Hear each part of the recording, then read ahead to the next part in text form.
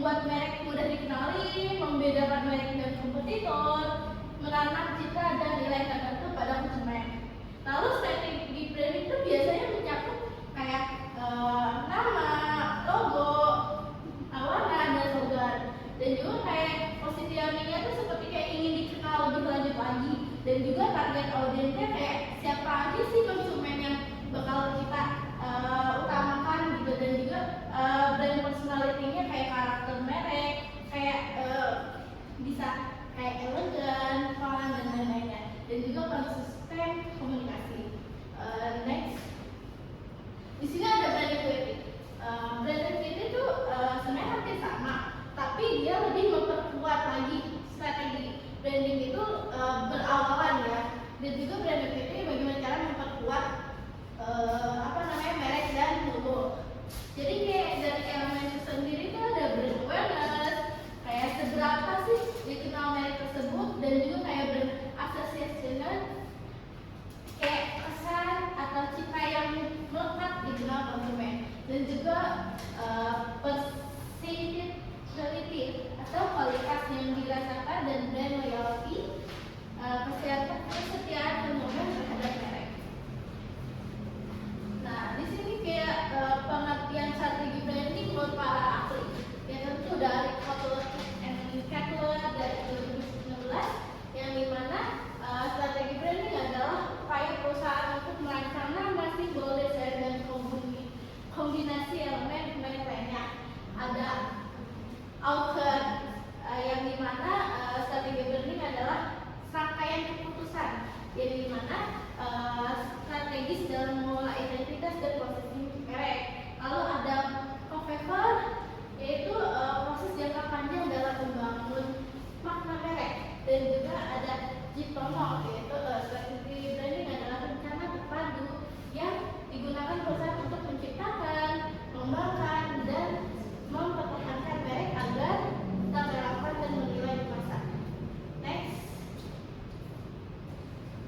Nah, pengertian brand equity menurut para ahli ya sama saja seperti kayak Auker. Kayak brand equity adalah sekumpulan aset dan liabilitas merek yang terkait dengan nama dan simbol merek yang menambah atau memperkuat. Lalu ada Kotler and Keller, yang dimana brand equity adalah nilai tambah dan yang diberikan merek terhadap suatu produk atau jasa. Dan juga dari Keller tersendiri, dia merupakan brand equity yang merupakan efek diferensial dan pengetahuan merek terhadap respon konsumen. Lalu ada Jitomo, brand equity adalah kekuatan merek yang tercermin dari kesadaran merek, persepsi kualitas, asosiasi merek, dan loyalitas konsumen. Next. Nah, jadi di sini ada perbedaannya, dari kayak aspek dari pengertiannya juga berbeda sifatnya. Kalau misalnya strategi branding itu dari proses dan tindakan. Kalau misalnya brand equity itu lebih kayak hasil dan dampak. Dari pengusaha juga, kalau strategi branding itu kayak apa sih yang dilakukan perusahaan gitu. Kalau misalnya brand equity itu apa yang dirasakan konsumen dan tujuannya, waktu, perilaku, contoh elemen, dan ukuran keberhasilan itu berbeda-beda. Nah, ini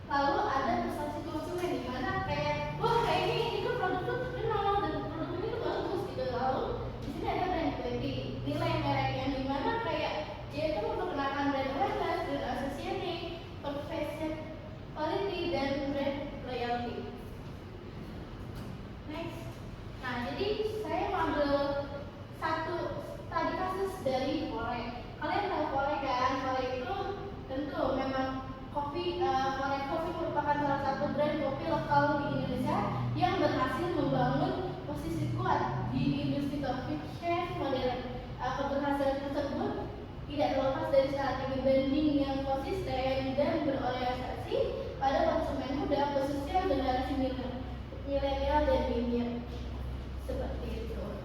Dan juga dari segi strategi branding pada Kore Coffee ini, bisa dari identitas merek, pasti kalian sudah mengenal Kore gitu kan, dibandingkan Kore dengan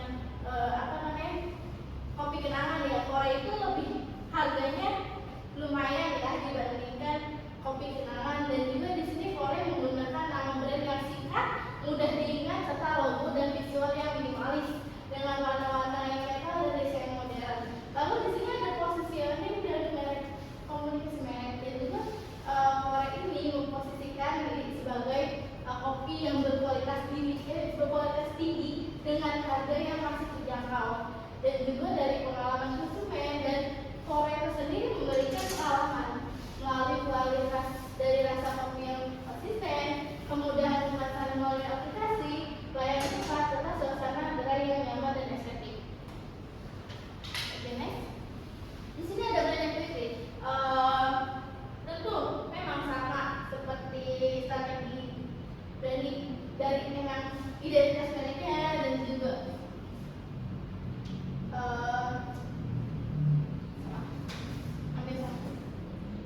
lalu kesimpulannya yaitu strategi branding merupakan upaya terencana yang dilakukan perusahaan untuk membangun identitas, positioning, dan juga komunikasi merek secara konsisten. Sedangkan brand equity sendiri adalah nilai merek yang terbentuk dari persepsi dan pengalaman konsumen. Jadi strategi branding yang efektif akan mempengaruhi persepsi konsumen dan menghasilkan brand equity yang kuat, yang tercerminkan melalui brand awareness, brand positioning, persepsi quality, dan brand loyalty. Kasus Kore tersebut menunjukkan bahwa penerapan strategi branding yang konsisten, modern, dan juga berorientasi pada pengalaman konsumen mampu membangun brand equity yang positif sehingga memperkuat daya saing merek di industri global. Lanjut, di sini ada yang mau bertanya. Oke, silakan Pak Alif. Saya mau bertanya, bagaimana katanya persaingan brand kopi saat ini mengaruhi pentingnya strategi branding? Oke, baik. Jadi persaingan ini memang cukup ketat ya. Jadi kayak membuat produk kopi memiliki kualitas yang relatif serupa. Jadi sehingga strategi branding menjadi faktor pembeda utama. Nah, jadi kayak branding yang kuat membantu merek menonjol, membangun citra yang unik dan lebih mudah diingat oleh konsumen. Seperti itu. Mas Alfian, apakah cukup? Ada yang mau bertanya lagi? Saya? Oke, baik. Dengan Mas Eva. Nama saya Heri Kurniawan, dan pertanyaan saya, mengapa sih konsistensi identitas merek ini menjadi tantangan bagi sebuah brand kopi di era digital saat ini? Oke, jadi yang namanya era digital itu memang mempermudah dalam halnya menjual apapun ya, seperti kopi atau yang lainnya. Jadi kayak di sini tuh kita tuh menyesuaikan zaman ya, dari kayak tampak konsisten.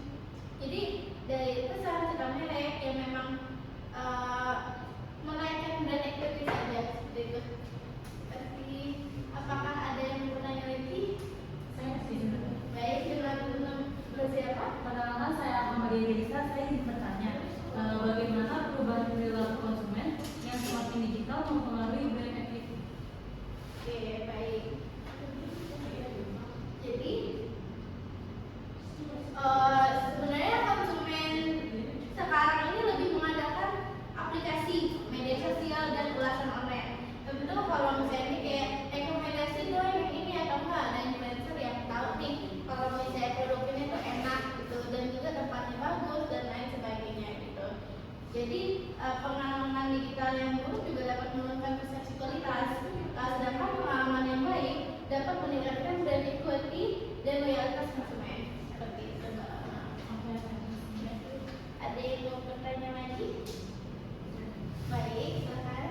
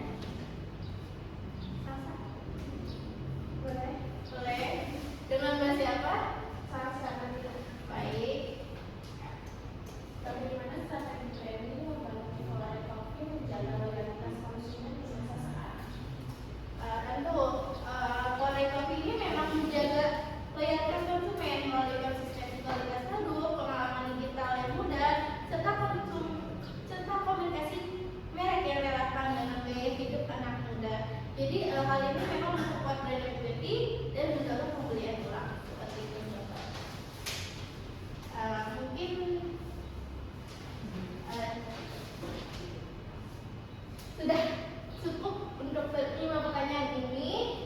Jadi terima kasih banyak atas audiens yang sudah datang hari ini, dan maaf jika ada salah kata dan salah sikap.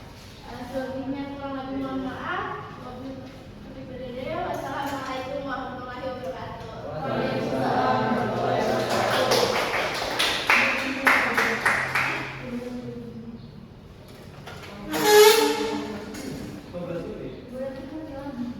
Harusnya kan 13 menit.